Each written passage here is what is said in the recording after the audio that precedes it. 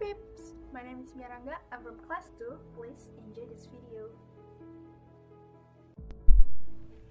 The following case is about violence against women made by Nicholas Chen to his girlfriend, R. He often did sexual violence to his girlfriend without her consent, and caused that his girlfriend was pregnant up to 4 times. Nicholas forced R to take large misoprostol pill, so the child in R's womb didn't survive anyway. If that doesn't work, Nicholas will force R to have an abortion in the 6th week of her pregnancy. Nicholas' mother also forced R to have an abortion. After having an abortion, R felt dizzy, nauseous, and even had severe bleeding. Nicholas always blames her for what happened to her, so she won't speak up.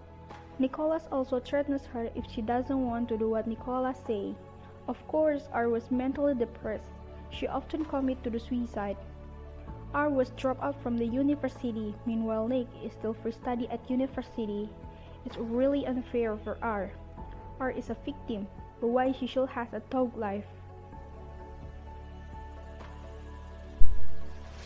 In KUHP doesn't recognize the term of sexual violence. It's only fornication.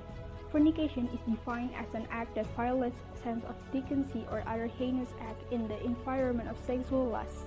Sexual violence can be charged under Article 289 until Article 298 of KUHP if the evidence is sufficient, that is, witness testimony, expert statement, letter, hint or sign, and defendant statement.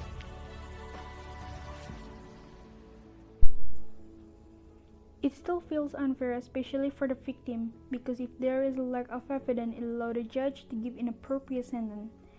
In 2012, the Commission of Women through the National Legislative of DPR RI proposed a bill of sexual violence.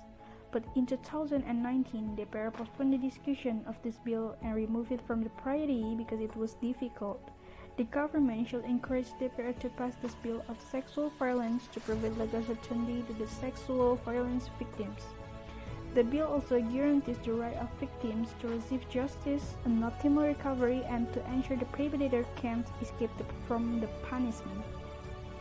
According to the National Commission on Violence Against Women's data in 2019, there are 431,471 cases of sexual violence to women, and this is the highest number of cases for the last 12 years, with incest is in the highest position with 822 cases.